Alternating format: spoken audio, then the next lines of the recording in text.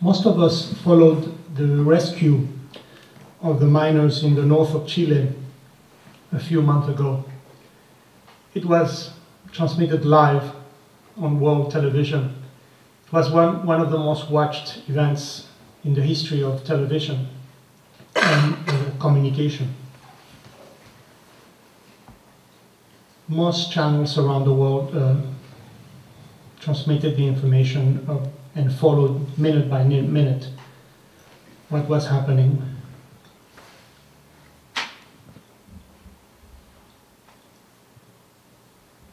And the world media covered this day after day, and the event made the front pages of most newspapers and magazines the day the rescue ended, with all 33 miners out of the mine.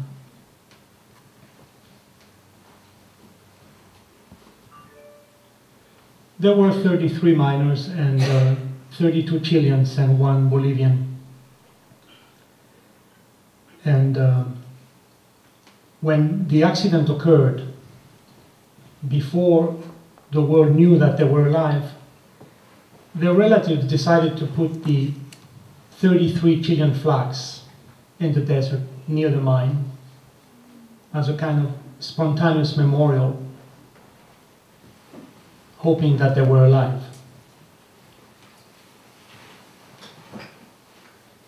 So they had 33 flags, 1 flag for each miner.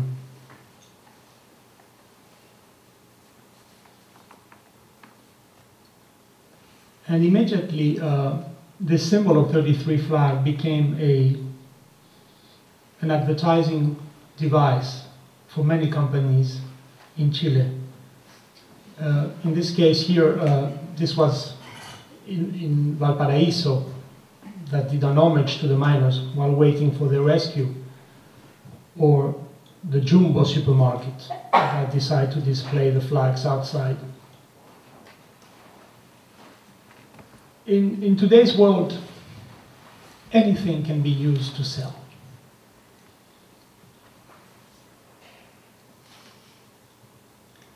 When the flags appeared in the desert, friends called me in New York and they said, "Alfredo, your flags are back."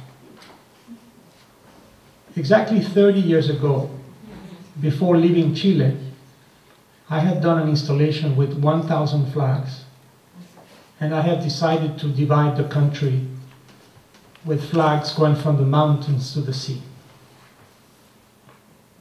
It was the height of the dictatorship, and the country was divided in half. 50% of the people wanted a return to democracy, but the other half wanted Pinochet to remain in power. And even more dramatic than that was the fact that the two sides did not talk to each other.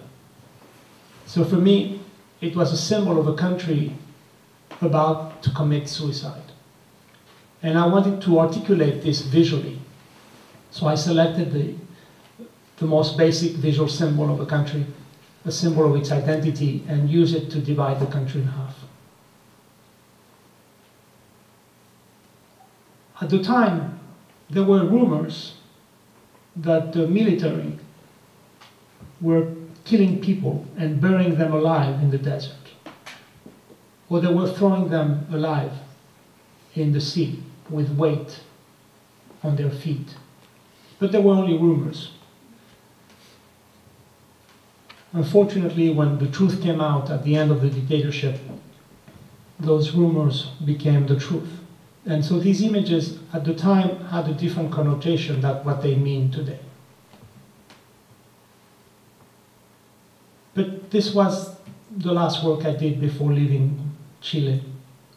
And I wanted a poetic but sad farewell to the country. And as I said, I was interested in articulating this idea that the country was committing suicide.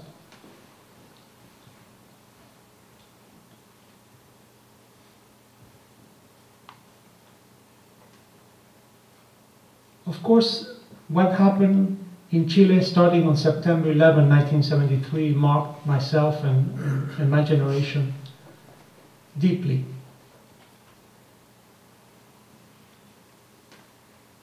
And this was the last work I realized before leaving.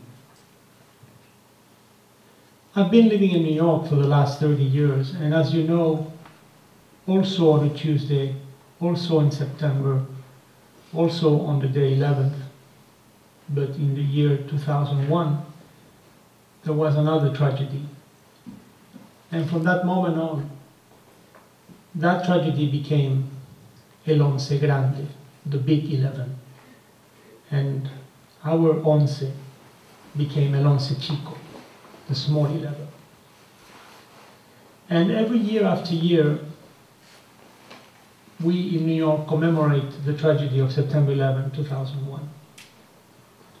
And of course, the tragedy of Chile, September 11, 1973, has disappeared from memory.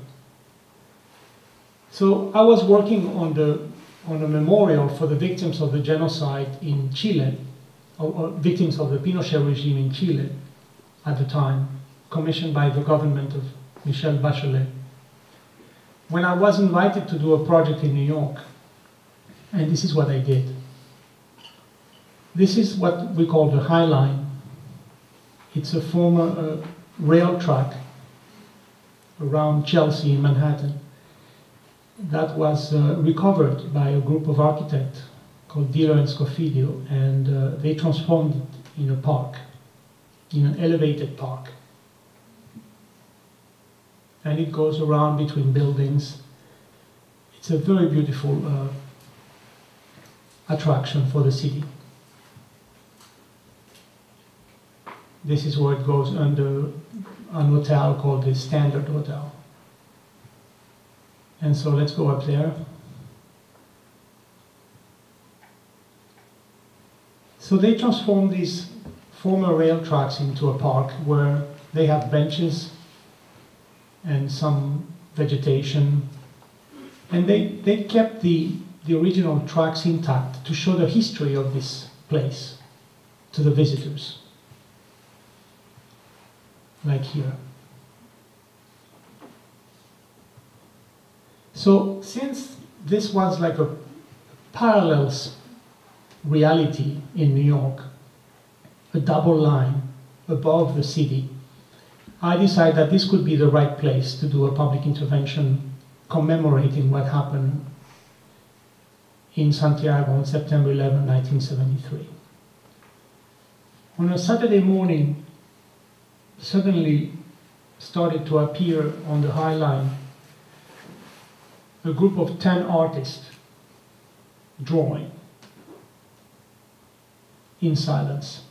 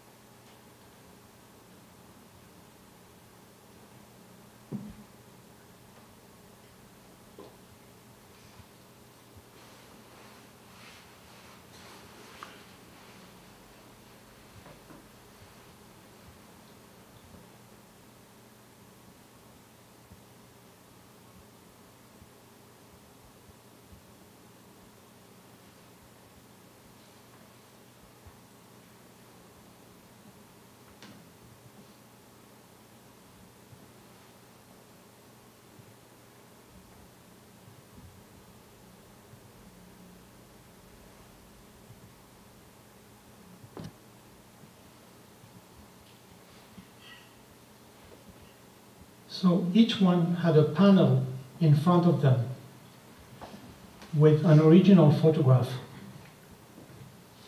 and a segment of that photograph that they were going to draw.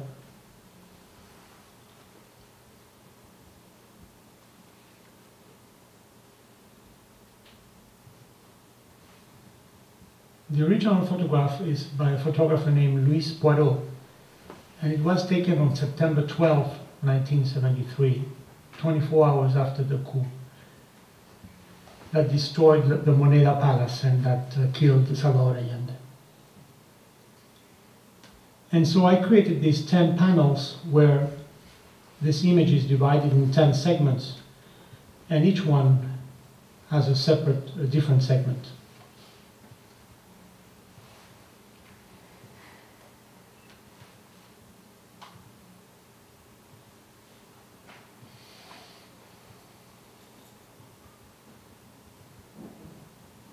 And so each artist had to draw one of the segments.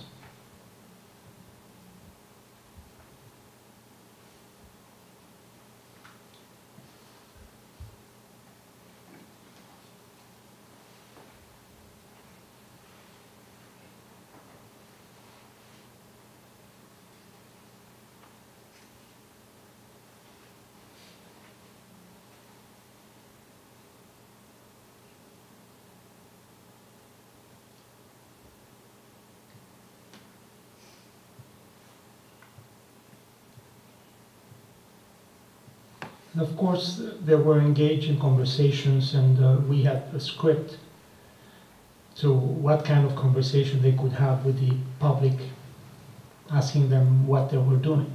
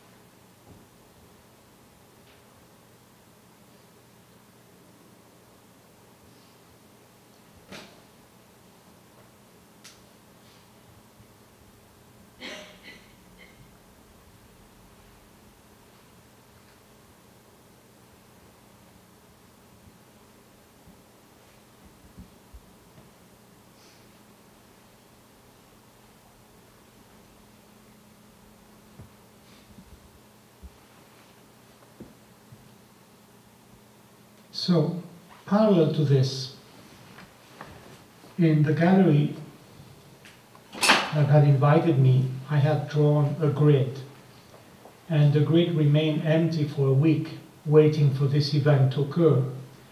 And as the drawings were completed, the artist brought them here and placed them in their corresponding space. This is the last drawing being put in place.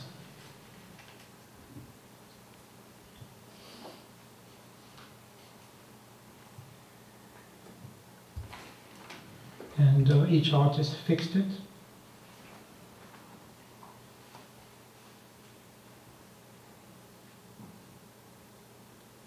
I'm going to show you the full sequence.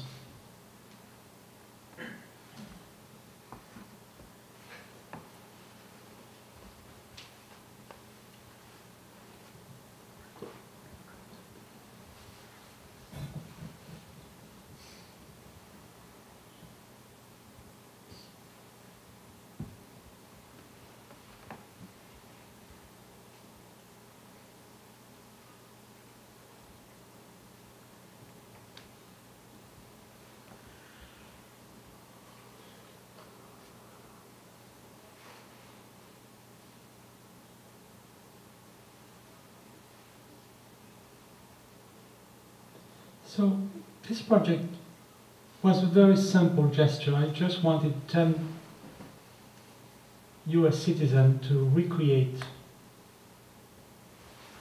in a public fashion one aspect of the destruction.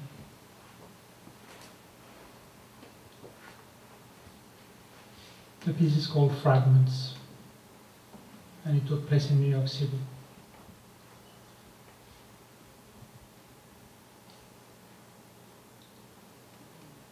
I was commissioned this memorial for the victims, and it opened on January 10th of last year, a couple of months before the government of Michel Bachelet ended her mandate. And as part of her legacy, she created this institution called the Museum of Human Rights and of Memory and Human Rights. There was an international competition that was won by a group of architects from Brazil, from Sao Paulo. And they created this striking structure covered by copper, which is what the miners were looking for in the north when the accident occurred. And by creating this building that is sitting on two reflecting pools, they created an empty square, a plaza that continues under the building. And I was invited to create a memorial somewhere on the plaza. And as an architect, when I studied the plans and the drawings of the project, I realized that I would not be able to compete with this striking building going up. And whatever element that I would put going up would look out of scale and almost ridiculous next to this striking structure. So instead of competing with the building, I decided to go underground. So my work is here and invites people to walk 33 steps into the underground. And so the access is only 10 meters from the entrance to the museum.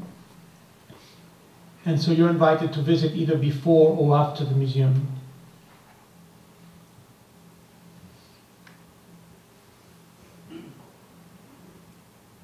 La geometría de la conciencia.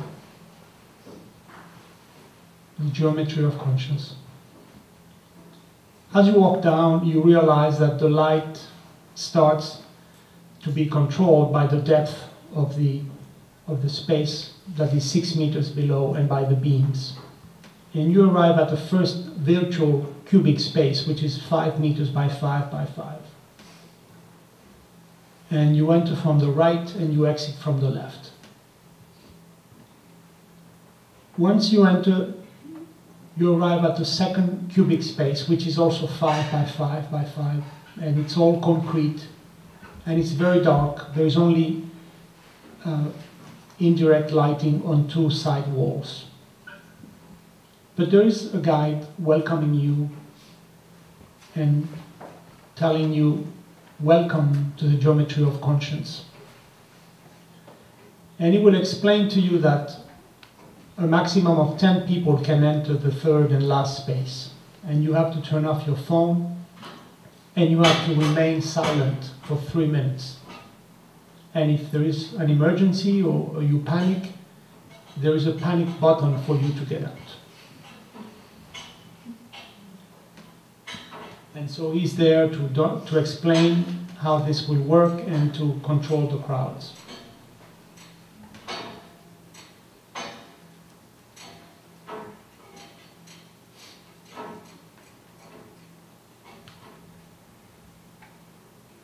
Once you enter the space, you're in full darkness for 60 seconds.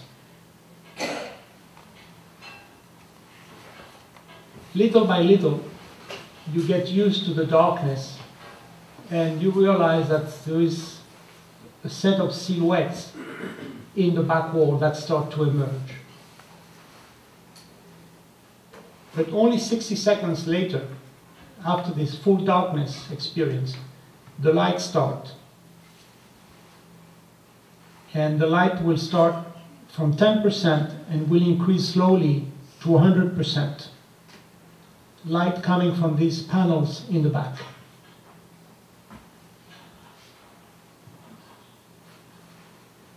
The back is made of metal, and these silhouettes have been cut with laser. And behind we have white plexi, and then a very sophisticated LED lighting system controlled by a computer. So this light intensifies slowly between 10% and 100% in the space of 90 seconds.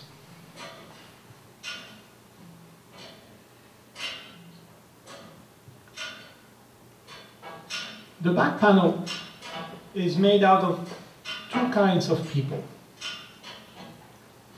Only half of the people represented here are victims of the Pinochet regime. The other half are anonymous Chileans that are photographed in the streets of Santiago.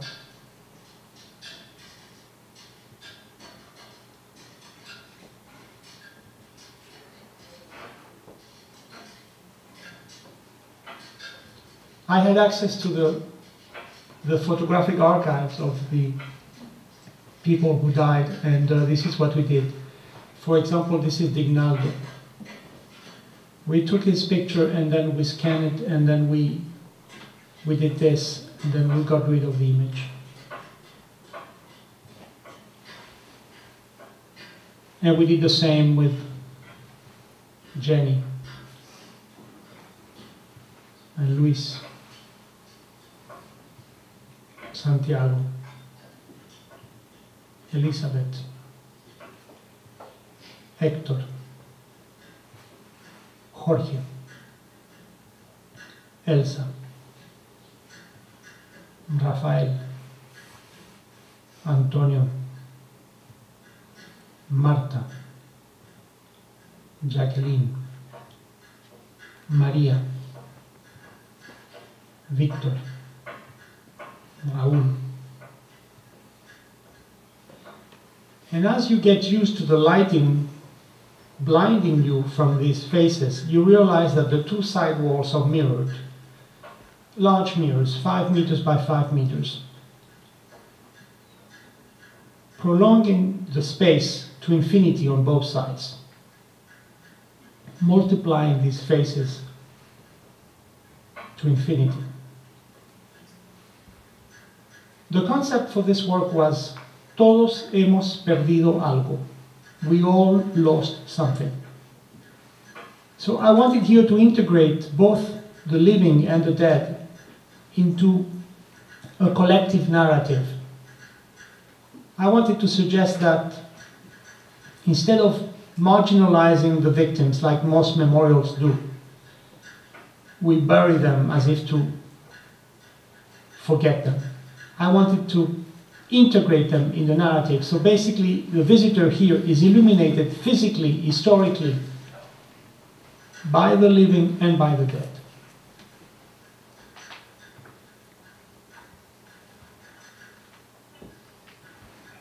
After 60 seconds of this intense light, it goes dark again for another 30 seconds.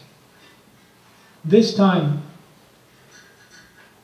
all the silhouettes are imprinted in your brain. And when you leave the space, when the door opens automatically, you take them with you.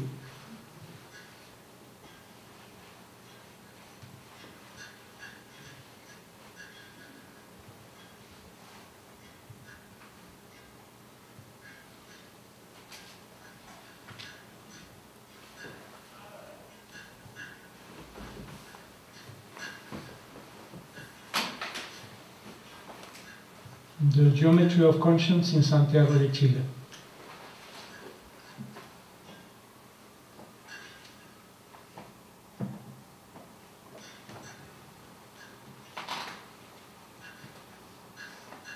Don't worry, I didn't bring so many depressing projects.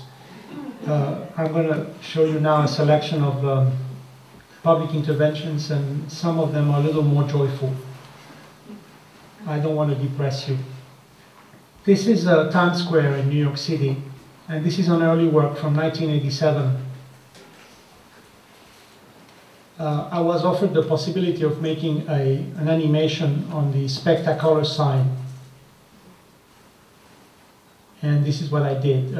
It's a 45 seconds animation. It starts with the map of the United States. And then it transforms itself into the outline. And then the words, "This is not America." Then the flag comes up on the screen, and the words, "This is not America's flag." Then the word America will fill the screen, and the letter R will transform itself slowly and will start rotating, and slowly will become the continent, which will double up and erase the word America and come back to the center and start rotating on the Central American axis. And as it rotates, the word America goes up and down on the left and right. America, America, America. This was my reaction to the fact that in the daily language in the United States, the word America is used to refer only to the United States and not to the entire continent. And so basically the rest of the continent has been erased from the map. And of course we are all Americans. For us, from Chile, America is a very important, very potent construction in our imaginary. And I'm sure for Canadians it is too. And so I feel that this geopolitical reality is reflected of domination of one country over the continent. It's reflected in the language. And I wanted to do something about it. The piece is called "A Logo for America."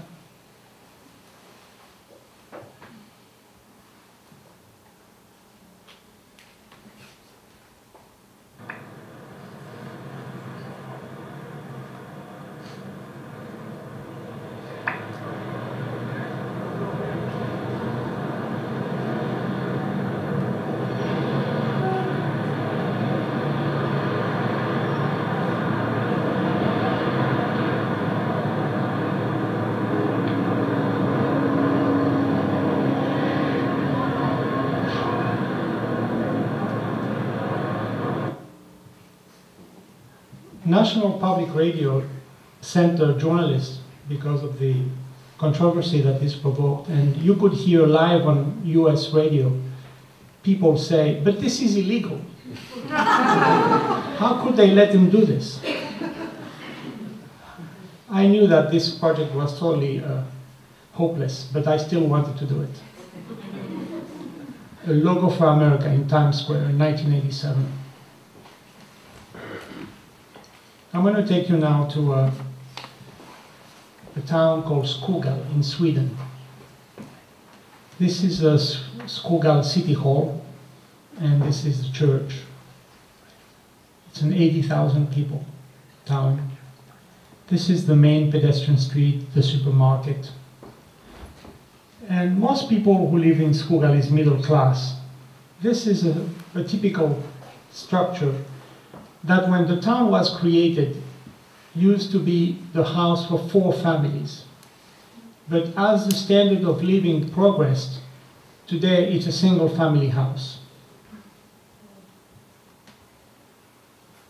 Skoghall is what we call in the world of architecture a company town. It was created 30 years ago when the largest paper mill in the world, Stora Enso, decided to create their headquarters here and start fabricating paper. So they brought in 3,000 workers, and of course they had to give them habitat, and then very soon a church, and a hospital, and a school for their children. And a town was born around the industry, the largest in the world. So today, the entire economy of Skoghall revolves around the industry of paper. And Stora Enso has paid for every single element of the infrastructure of the city. Stora Enso produces a paper called Tetra Pak, which is what you see there. This is how they ship the Tetra Pak around the world. And Tetra Pak is used to make milk and juice cartons. So it's an essential element of our modern lives. So in my research, visiting Skoghall and talking to people for a couple of years, I discovered that every single civic place in Skoghall was financed by the paper mill. But there was something missing. There was no space for culture. There was no museum. There was no Kunsthalle. So I rejected the funding that the city was offering me to do this project. And I requested a meeting with the board of directors of the Stora Enso company. And I made them a presentation and I argued that, listen, you have financed the entire city. It is logical that you also finance what's missing, which is a museum. They accepted. And so we designed the first paper museum in the world, and we built it thanks to Stora Enso. It is made entirely out of Tetra Pak from Stora Enso in many layers. It measures 6 meters high, 8 meters deep, and 20 meters long. It's a very simple architecture. I based it on the iconography of the church, which was next door. And the floor is paper, the ceiling is paper. And because we could not use electrical lighting, I left the entrance, the access, wide open, and I left this bay of windows also wide open so we could have natural lighting.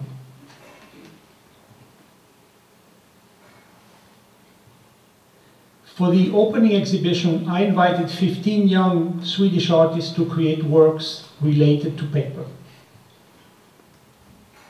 The young artist created this origami table, where she offers the possibility to children to make paper sculptures. Another did a survey on the phone, and she called 50 inhabitants of Skoghall and asked them, how is it possible that in 30 years of history you never thought about having a museum? And most people answered, we are fine like this, we don't need one. This is the opening, and of course the entire town came. And we had music from the paper mill orchestra. As I said, the paper mill owns everything. And this is Leif Bergman, the mayor of the city, opening the Skoghall Kunsthalle. In his very short speech, he said that it was perfectly logical that an artist from Chile who lives in New York would come to Sweden to create them a museum.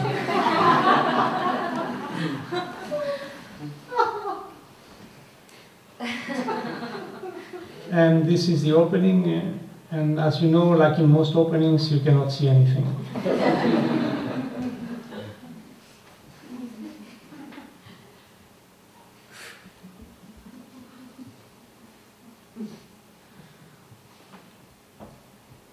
This is probably the most successful work in the show. It's a few hours later. Exactly 24 hours after the opening, we took down the Swedish flag, and we did this.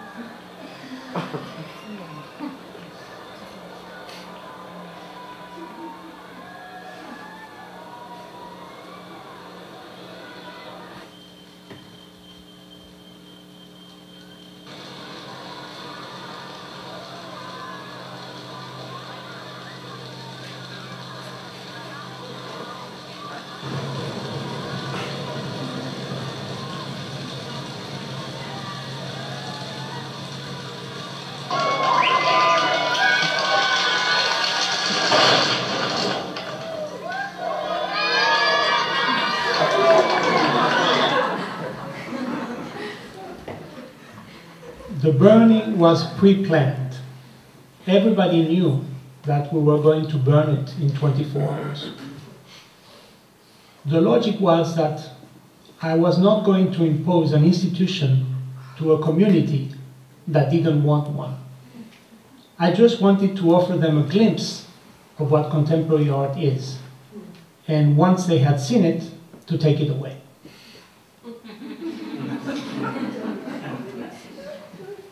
This was my way to dramatically articulate the absence of culture in a place.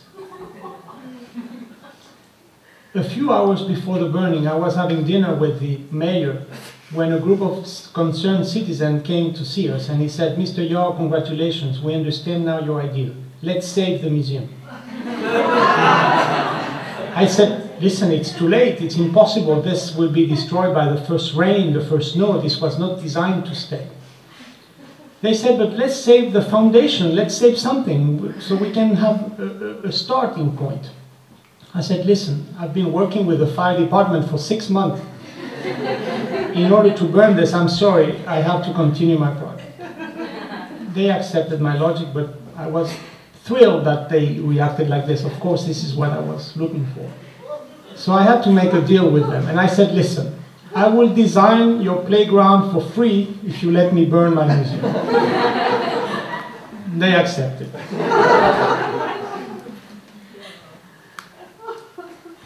So 1 year after the burning, they invited me back and I designed the playground with wood offered graciously by the paper mill.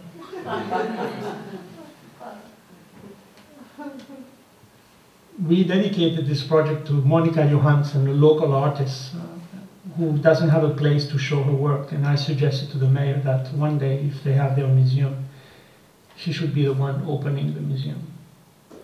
A year after the project, Sweden celebrated the Year of Architecture and asked every single town and village in Sweden to select their most important building. And the people of Skoghall selected the Skoghall Konsthallen as their most important building.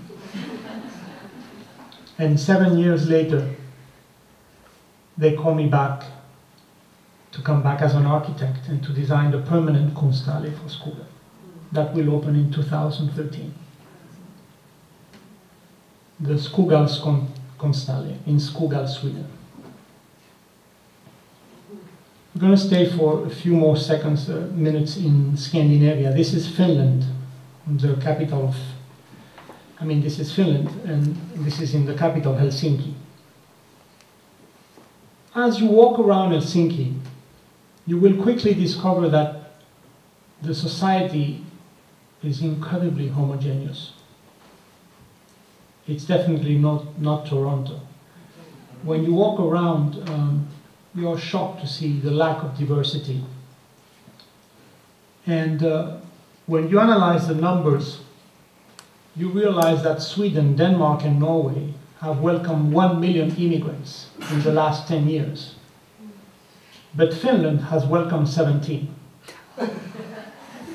They have a very restrictive immigration policy because for 600 years Finland was occupied by the Russians and by the Swedes.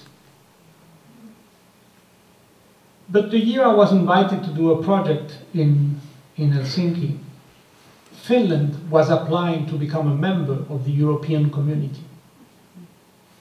And I felt that there was a huge contradiction between wanting to be a member of the European community and closing your doors to members of other communities.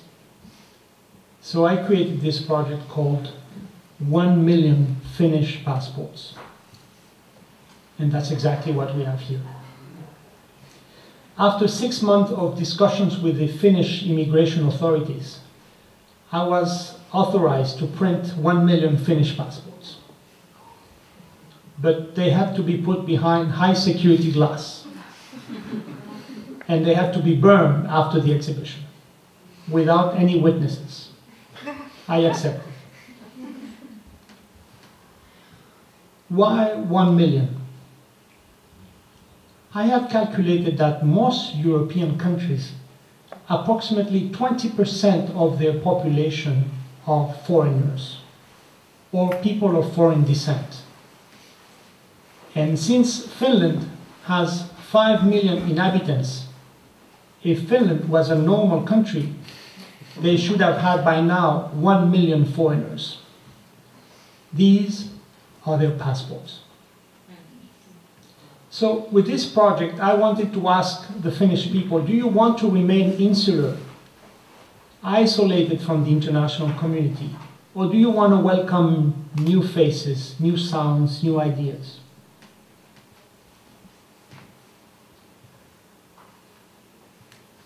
The lighting of the work was very special. I wanted people to reflect themselves through the glass and see themselves, and through their own image, see the passports. The piece created a lot of controversy, and we had an extraordinary amount of media generated by the work and the discussions in the streets, on TV, on newspapers. Why are we so insular? Why can't we change?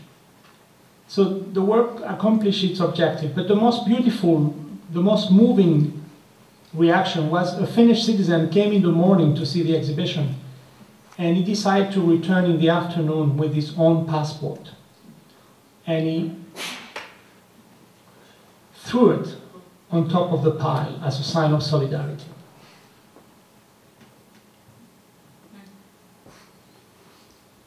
So after the exhibition, we had to burn the passports. There was no way to photograph or film the burning.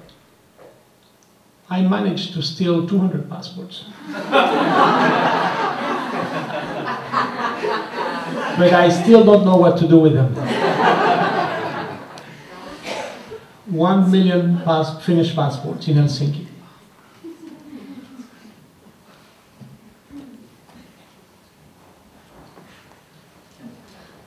This is a museum, a new museum being built in Caracas, Venezuela. It's being built in the most poor area of the city called Katia. And the community of Katia was not consulted. They would have preferred a sports complex because they don't have one. A place where children could learn sports and play basketball and football. But the city did not ask them anything because Katia is voiceless, is poor. And they said, we're going to do a museum, we're going to give you a little culture. And so they decided to build this museum in a park, which is sadly very famous because in one corner of the park, there is this building which is the prison. The most dangerous prison in Latin America, La Cárcel de Katia. So dangerous that guards don't even dare go in the cells. And prisoners are known to be throwing rocks and knives to children playing in the park outside. So the community of Katia has been asking the government and the city to get rid of this building, to blow it up and to move it outside of the city. But because they are poor and they are voiceless, they are powerless, the city doesn't listen, and instead decide to build a museum in the same park. You know, artists, criminals, the same thing. And so Katia lives in the streets. It's a very commercial area, and people go there to buy cheap things. And so during my research, because I was invited to do a work for this museum in its opening, I realized that it was completely rejected by the community. No one wanted a museum and no one wanted to talk to me. And of course I felt that I had to do something that works with the community one way or another. After a few visits, I came up with a project and I discussed it with leading members of the community and they approved it. And so we realized it with their help. With quite a few volunteers from the community, we distributed 1,000 disposable cameras to members of the Katia community. We went everywhere and we gave them the cameras away. The idea was that, and that was explained in the label in the back of each camera, please take all the pictures you want of Katia, and please bring the cameras back to us. We will give you the prints for free. In exchange, we want you to select a single image that you will select and that we will enlarge and that we will show in the opening of the museum. And so when I proposed this project to the director, she said, Alfredo, this is not going to work. They're going to sell the cameras in the streets. I thought, well, I'm going to give away 1,000 cameras. So if only 5% of them come back, that's 50 images, and I can blow them up very big and have my show. 747 cameras came back. Here I am trying to sell the idea to a group of mothers having lunch on a Sunday. Here we are in schools, hospitals, in the streets, in the favelas, explaining to the community what we expected them to do, why it was important to participate. My logic was, listen, this museum will exist anyway, so why don't we make it ours? Why don't we occupy the walls of this museum? And they accepted the logic. So this is the museum opening, and you are welcomed by a wall with the names of the participants and a plexiglass cube with the skeletons of the cameras, empty. And a didactic wall explaining the process, and a little vitrine with the cameras with the labels. We had an enormous amount of expectation outside, people waiting to enter the museum for the first time in their lives. They had never been in a museum. But what was important for me, they were going to enter as authors, as makers, not as passive spectators. And so the first image they saw was this image by Rosa Morillo. I selected this image because it's a very simple image taken from inside the house, looking out, so the inside becomes dark, creates this huge frame. And for me it was a symbolic way to say, listen, you are entering a different frame of mind. I was thinking in the visitors coming from outside Katia. And so I did not play the curator, I just, by chance, selected 4 different sizes, and we just did it, and I just designed the exhibition so every image would fit. But there was no themes, no quality judgment. All the images were shown. Every image was framed under glass and had the name of the participant.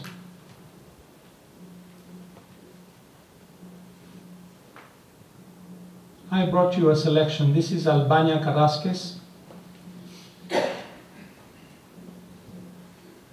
Osvaldo Yáñez. Victor Herrera created a little installation on his bed. These are all cameras with a hole, without a lens. Jimmy Alcides Vergara decided to show the jail at one moment where a prisoner is starting to escape, as you can see. So some of the participants discovered that photography could become a tool in their hands, and were going to show their reality to the rich people coming to the opening. So Romy Moncada decided to display the lack of social services in Katia.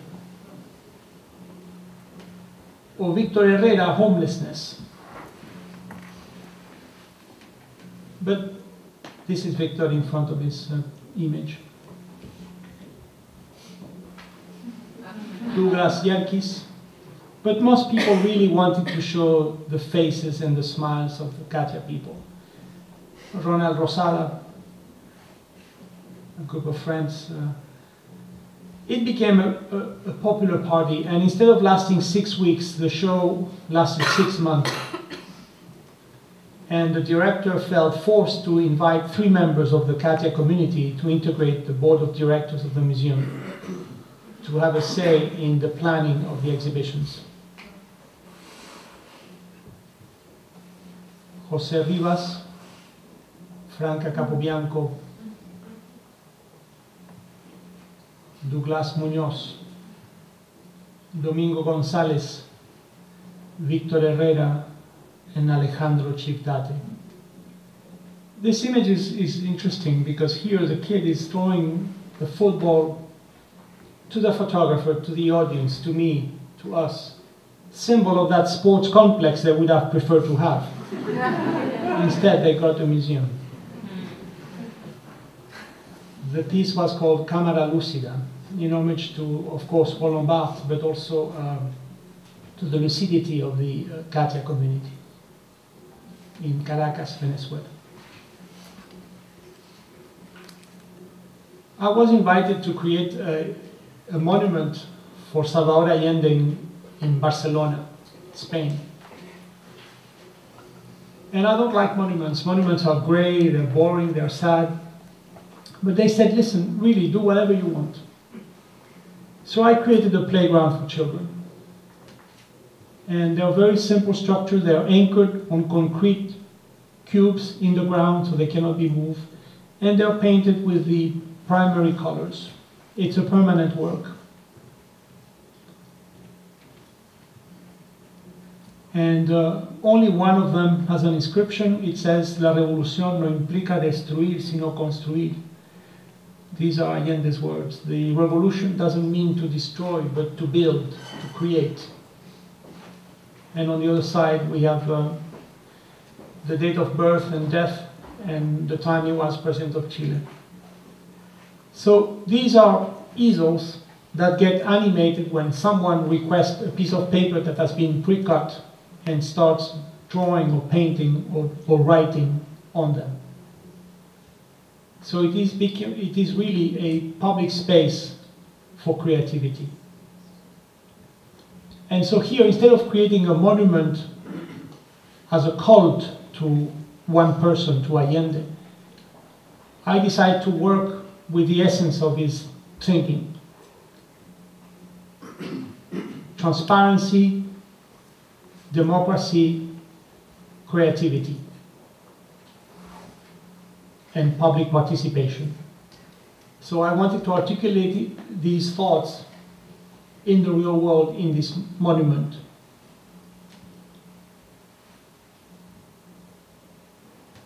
When the monument was going to be inaugurated, the Chilean community in Barcelona came and was very upset with me.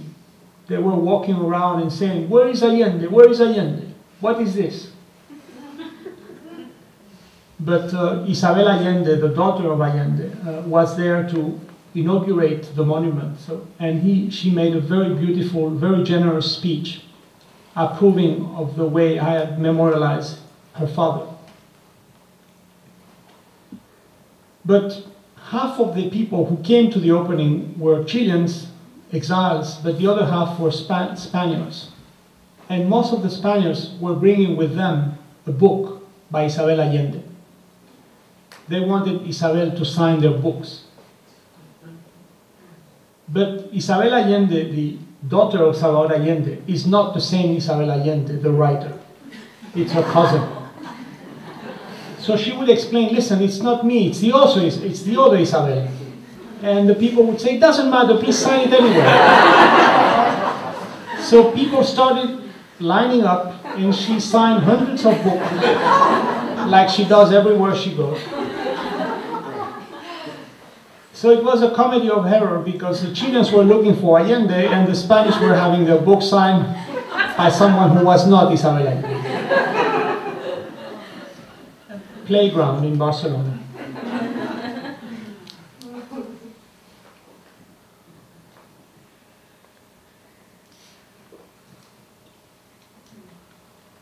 María González Flores. Trinidad Santiago.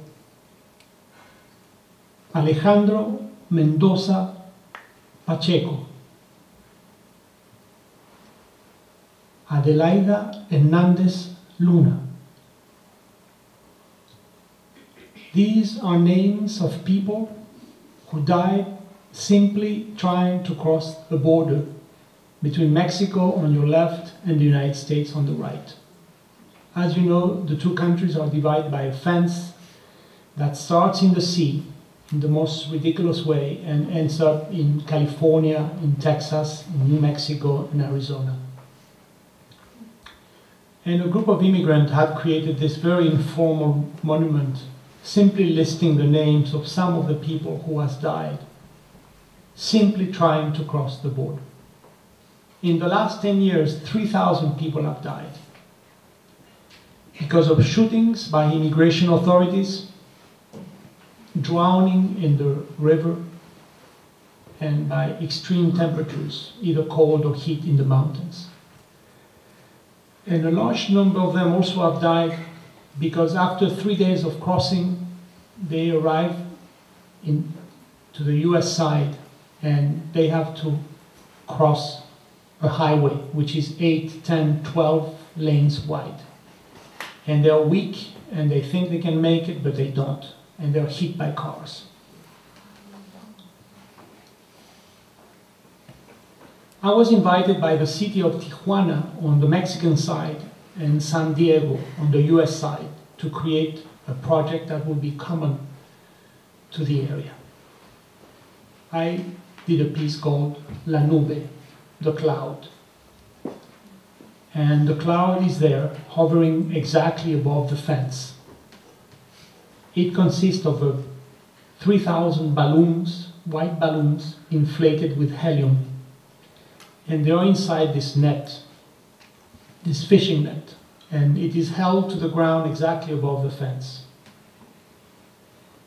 We did a ceremony for 1,500 people on the Mexican side, on a plateau called El Valle de la Muerte, the Valley of Death, because from this point a lot of people have died.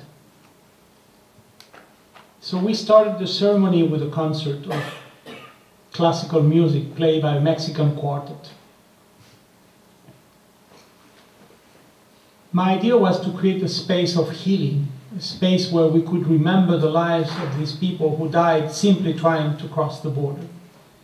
And life is cheap on the border. No one cares. It's not even reported in the news because there are poor Mexicans and Latins, Central Americans who die.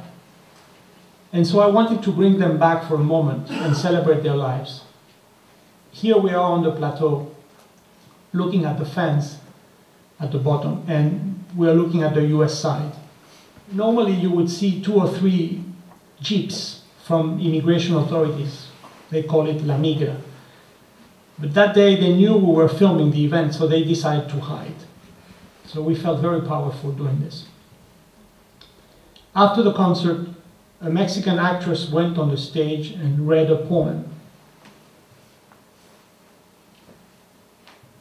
And then suddenly, on the US side, a cello starts playing. And the sound of his music is heard on the Mexican side because we had wired some speakers, and you can see them in the back. These are black boxes. And so they can hear very well the sound coming from the US side, from the cello. When he finishes, a violin starts playing on the Mexican side, answering the cello. And he responds. And so there is this musical dialogue between the cello and the violin. They cannot see each other, but they can listen to each other. So the music was able to flow freely between the two sides, something that human beings cannot do.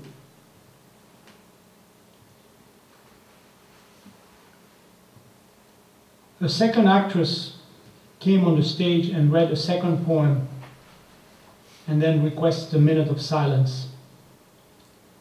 As she does so, she raises her head and looks at the cloud.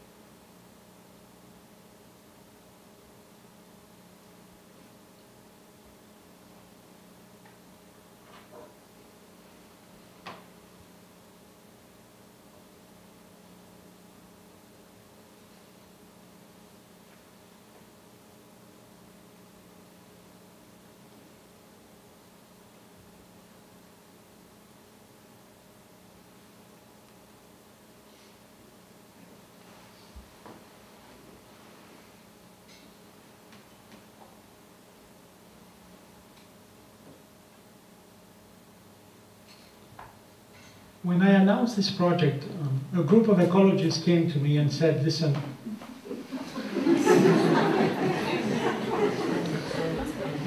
we don't want you to do this because we're going to affect the fish life.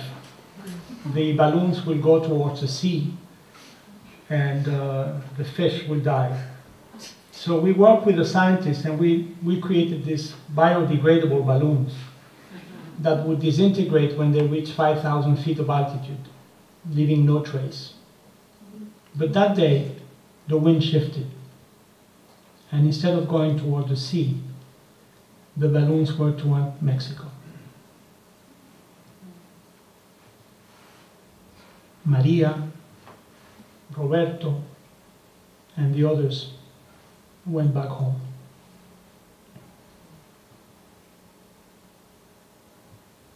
So I work with 7 NGOs, non-government organizations, 5 Mexican and 2 US-based, and we identify the relatives of the victims. So approximately 800 relatives came to celebrate the lives of their loved ones, and the rest were just spectators. La Nube, the cloud on the US-Mexican border. I just have 2 more projects to go. This is Leipzig in former East Germany. As you know, when the 2 Germanys decided to get together again, the West German government has started pouring tons of money to upgrade the facilities of the former East part.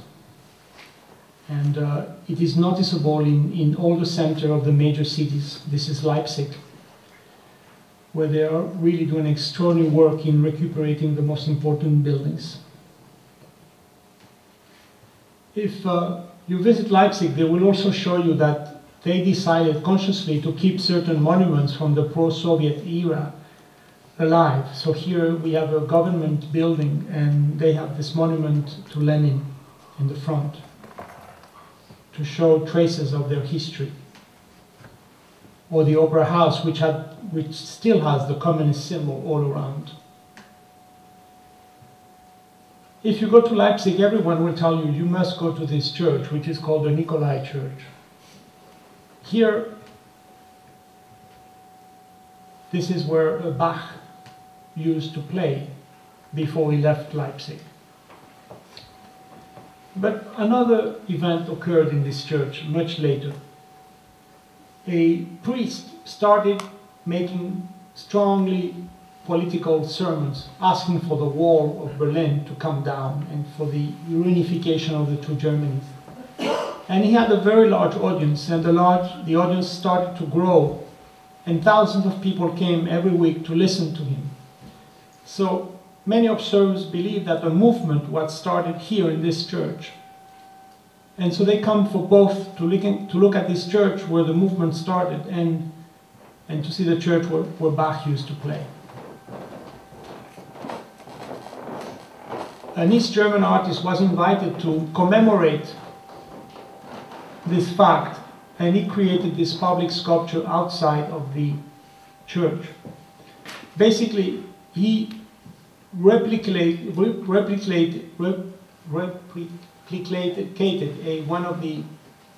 a replica of one of the columns from inside the church outside. It's identical. So for him, this column symbolically was free of the weight of history and signaling to the future.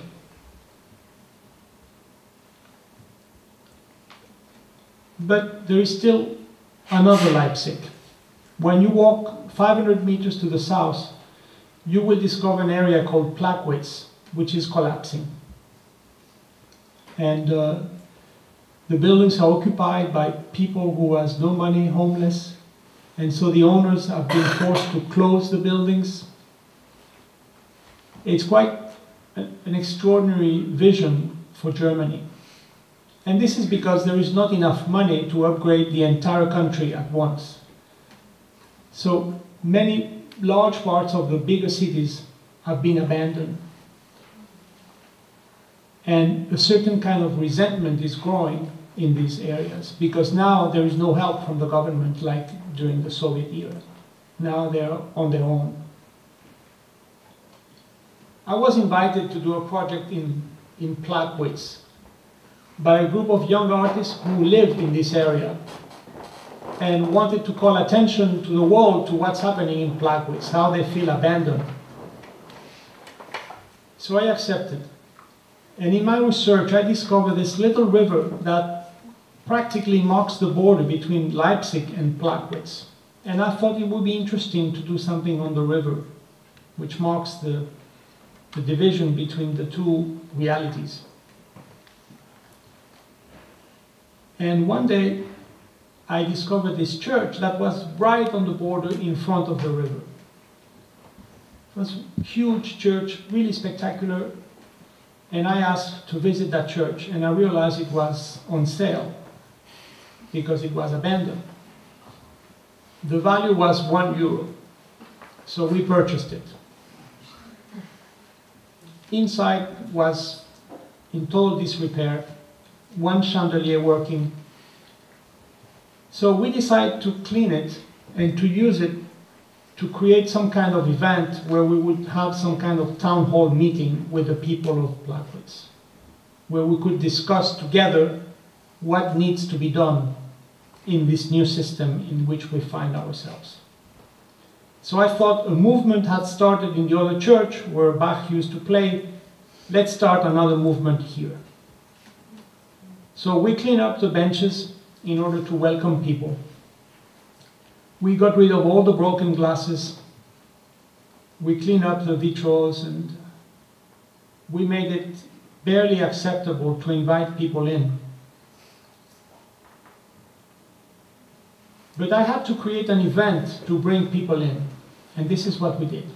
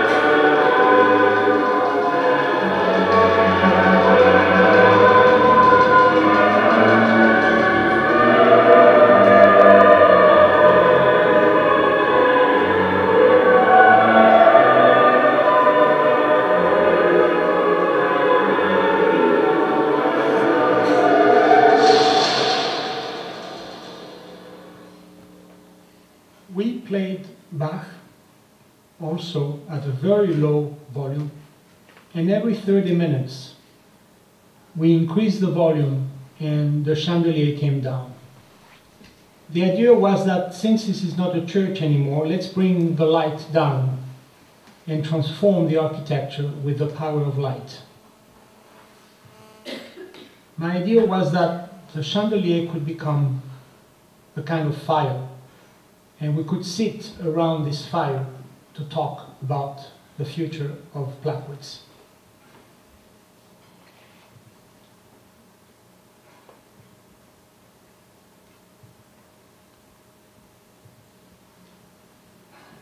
The work failed miserably. No one opened their mouths. A lot of people came, but I totally miscalculated the power of this image in a former church. And people came and sat for hours watching this thing going up and down, but they never spoke. All the discussion took place outside of the church.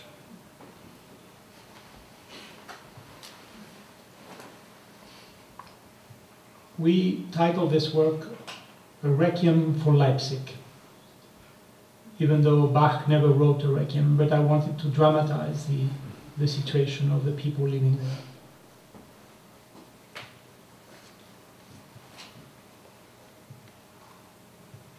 I would like to end with the work that I did in Montreal. I have to end with this work. It's a public project that I did for the Mois de la Photo. As you know, as you walk around Montreal and you reach the cathedral, it marks the border between the old and the new part of the city. And the old part is very much a human scale, pedestrian streets, a lot of cafes, bars, and a lot of tourism.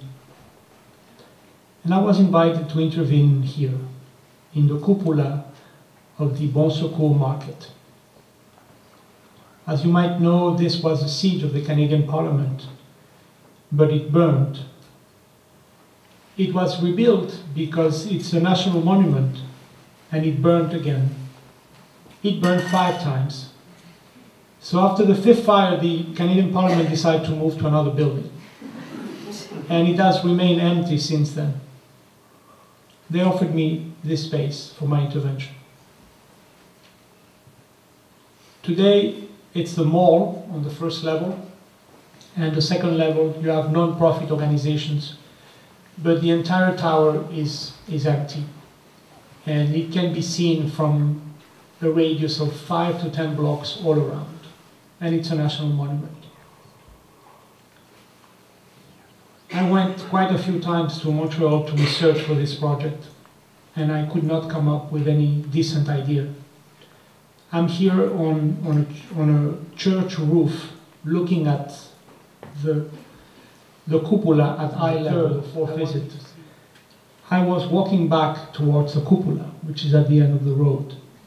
And I realized that a group of men were carrying large amounts of food from this van into this building, which had no visible sign. So I became curious and I approached the van. And the van had an inscription that said, "Together it's possible to alleviate hunger." So I immediately went to the door that said, "Accueil Bono," and I discovered a homeless shelter. A place that welcomes 1,500 people every month, and they give them breakfast, lunch, and dinner without asking any questions. They told me, "Listen, we are 15,000 homeless in Montreal. Why don't you go a block from here and you'll see another shelter?" I did. It was next to this church, another church. It's called Refuge des Jeunes. Here they welcome approximately 1,000 young men, 16-year-old and older, and they offer them a locker and a shower, and they can stay up to 2 weeks. In turn, someone from here said, "We have another shelter near here. Why don't you go and see it?" And up on the road, 2 blocks away from there, I discovered this one, a huge villa called La Maison du Père, the house of the father. Here they welcome entire families. They have apartment for a couple and 3 children, and they can stay up to 3 months. I was shocked to discover that Montreal, one of the richest cities on this hemisphere, had so many homeless people. With the weather, it's almost criminal to allow 15,000 people to be homeless. So I started visiting the shelters and talking to the homeless people using the shelters. And because I always walk around with a very little camera that I use for reference, not really for my work, they said, no photography, please. We don't want you to photograph us. We are homeless, and we don't want to be photographed as such. We know you're a famous artist, but we don't want your photographs. I said, fine, fine. I didn't have any intention to photograph you. And slowly, engaging them in conversations, I discovered that the biggest issue that they had was the issue of invisibility. They felt invisible, that they go out in the streets asking for money, for a coffee, or for help, and no one sees them. They are part of the urban landscape. They are treated like a lamppost or a garbage can. And so I was struck by this image of them protesting and complaining about their invisibility in society, and at the same time saying, no photography, please. So I decided to work with these two contradictory ideas. And I came back with a project, and that I submitted to them, and I asked them to approve it before it would be realized. And they accepted my idea, and they accepted to collaborate. So inside the cupola, we installed 100,000 watts of red lights in such a way that when the lights were triggered, the cupola would go red for just 1 second, like this. And we connected this to a device that we installed in the 3 shelters. I'm going to go now inside the shelters, but you will not see a single homeless person. This is Le Refuge des Jeunes, and here we have a poster on the right side that has an image of the cupola, the title of the project, Lumière dans la ville, lights in the city, and a little text that explains the project. Basically it says, please, if you would like your presence to be known to the city, just push this button and the light will go red in the cupola. So we have the same sign in the La Maison du Père, on your way to rooms 1 to 45, and then the Accueil Bonneau among job advertising and other things. This intervention tries to inform society of the daily situation of homeless people. A red flashlight will illuminate the cupola every time like someone like you will push this button. The red flashlight will be witnessing your increasing presence in the shelters, but at the same time will respect your dignity and your privacy. We want to transform the cupola into a socially painful sign. This intervention will metaphorically reproduce a distress signal, visible day and night in the old Montreal area and beyond. Let's hope that this action will create outrage to the social conscience and may have the power to transform your condition. A similar device has been installed in the 3 shelters. So people come to this area to have fun, to have dinner, to go dancing, to bars and so on. And the cupola is in the dark. And then suddenly, once in a while, it goes red as a sign that one more homeless person is entering one more shelter. As the younger homeless discovered the potential of this sign, they decide to sit around the button and spend the entire night pushing the button. They wanted the cupola to be on all night. So we made the front pages of all the newspapers, and for a little while, people spoke about homelessness. They were interviewed on TV. Some of them became quite well known as spokespeople of the homeless. They became human for just a few weeks. So much so that the other shelters of Montreal wanted to join us and transform this tower in a tower of shame until the city would do something about homelessness. But after 6 weeks, the mayor said enough is enough, and he closed the project. So here, I wanted to do a portrait, a photographic portrait of homelessness, using light, like photography does, but without displaying their faces. But the red light in the cupola also make reference to the fire that destroyed this building 5 times in its history. This time, it's a fire that is threatening Canadian society because we allow 15,000 people to go homeless every night in Montreal. Today, unfortunately, that number has gone up to 30,000 people. Thank you very much.